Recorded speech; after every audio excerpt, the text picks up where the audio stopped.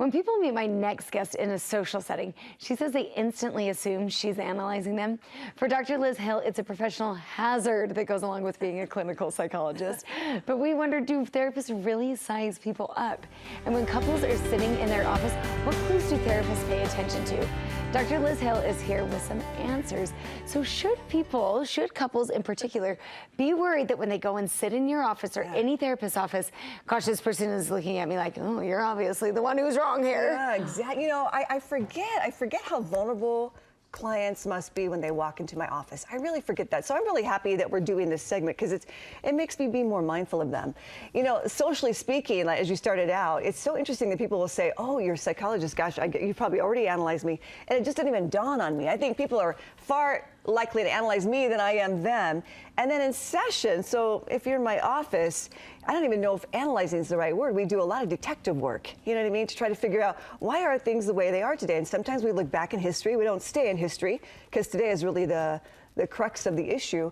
But I think it is kind of putting pieces of a puzzle together a bit. Yeah. But I appreciate how vulnerable you are crossing that threshold. You know, it is funny because it's one of those things, you do it every day. So maybe, you know, this is what you do. You see it every day. You probably hear the similar issues every day. Yeah. But it's true when you're the one going in, this is totally new territory. This is outside of the realm of comfort for so many of the people. So you bring up a good point, like, this is just being... And there's no place I'd rather be. I think it is such an honor when people trust you with that level of vulnerability and sensitivity and truthfulness. Oh my gosh.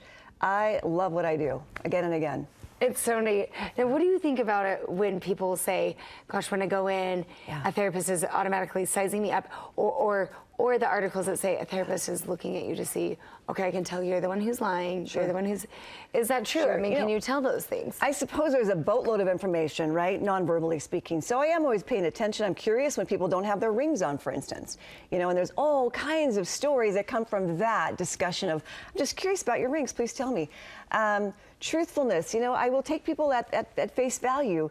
Almost always, however, when there is an affair, any kind of infidelity, that comes out a little bit later. I can think of one, maybe two for good measure, where I got the whole truth the first session. Oh, so interesting. That individual's ready to just kind of reveal it all and disclose right there in my office. That doesn't happen very often. So, but I look at it not as withholding information. I think there's a big difference, Emily, between I won't tell the truth and I can't tell the truth.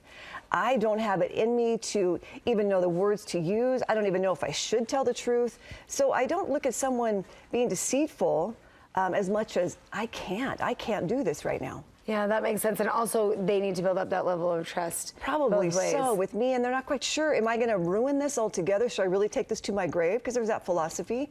I tend to be more on the side of, you know what, if you really want this marriage to rock, and we really do need to tell the truth about all things. Yeah, that's interesting. We do need to disclose. What about little things like, can you tell anything by the person who makes the phone call to schedule the appointment? You know, if the wife calls, is it like, oh, she's obviously the one who's hurting. If the husband calls and thinks, my wife's got a problem. Sure, and sometimes the person who makes the phone call is the one who's most committed, right? They're really wanting to make that marriage work. Other times they're the ones who've been given the ultimatum. Look, you find a therapist, we need to make this work or I'm out of here. Yeah. Sometimes it's the person who has the most time.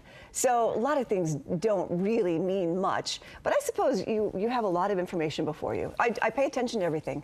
So what specific, as you pay attention to all these things, all these cues, all these words that are said in a session, what complaints do you kind of listen to? What stand out? Yeah, so it's so interesting. So we've got the hard complaints and the soft complaints. The hard complaints are like those 3 A's, right? Of abuse, addiction, and affairs. And interestingly enough, most people don't divorce over those hard issues. That's so interesting. It's the soft issues. It's like, you know what, I don't deserve this. My needs aren't being met here. I'm the good guy. My wife is, or my spouse is the damaged one.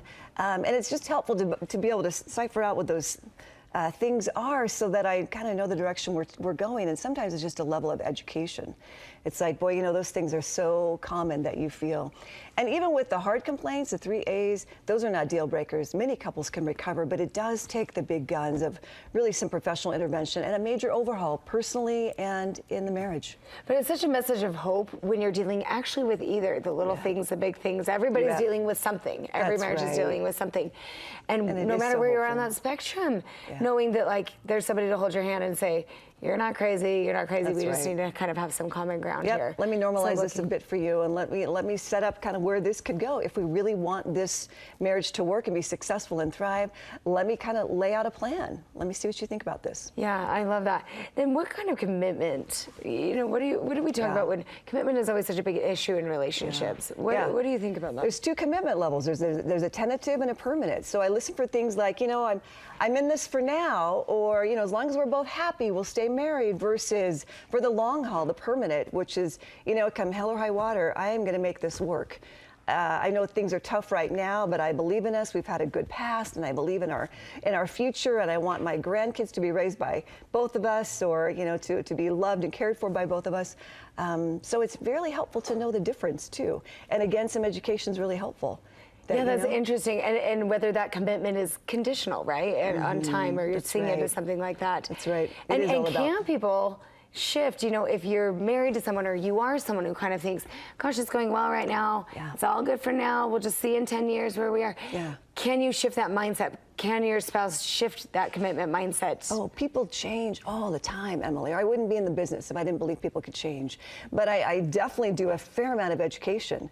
And some people come in with that mindset of, we'll just get a divorce, because they've had divorced parents and divorced grandparents. And it feels normal. It's just an option. I think we have a society of options, of that kind of option rampant in our society. Yeah, it's so interesting. What about intimacy between couples? Yeah. That's obviously something that plays in, again, all of our relationships. It does. And oftentimes we hear intimacy, we think sexual intimacy. And there's a difference between sex and sexual intimacy. The intimacy I'm speaking of right now, though, is more an emotional intimacy. And maybe the best example I could give is non-marital, between an aging father and his adult daughter.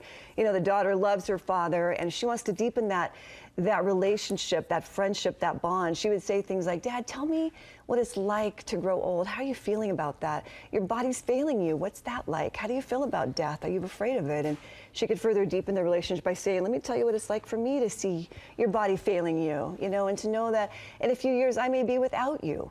So it's telling the truth, it's deepening the bond and the friendship, and there is no greater satisfaction than that. And sometimes couples, for the first time, will hear their spouse in marital therapy, because they're not talking over them, and they're looking at it from different eyes. They're watching me interact with their spouse, and they're listening for the first time. And sometimes it's the light bulbs go on. It's like, I've never heard you say that before. I didn't know you felt that way about our miscarriage when we were early married, or about my affair, or my working too much. It's interesting that those, having that different perspective, because I think you kind of get in the grind of day to day. We're talking about schedules, we're talking about those kinds of things, and taking that time. That's probably what drew us to our spouse in the first place, right? This ability to connect. Yeah. And then it's and hard to hang oftentimes on we to stop that. listening. We listen, but we don't hear. Right. So Absolutely. again, that's where education comes in. What about a marital community? You talk about. Yeah, this is probably my favorite. Oh my gosh, I'm always so curious at who the friendships are that this couple bonds with. One couple I saw recently, they didn't have their wedding rings on, and so that conversation went into another couple they sat with recently over dinner, and he had a new wedding band, and it was a rubber band, because he also was a construction worker, and he didn't want his finger to get caught. If it gets caught, then the rubber would break, but the finger would stay intact, right? And so that brought up a conversation of like, if you're that close to this couple, talk with them about their marriage. Ask them what works. We live so much in solitaire as married people. That really worries me. We celebrate, even in our religions, the marriages, or we're there for people when there is death or divorce. But what about the middle ground? We're not really there for each other to say, you know what, marriage can be tough, and sometimes it's tougher than other years.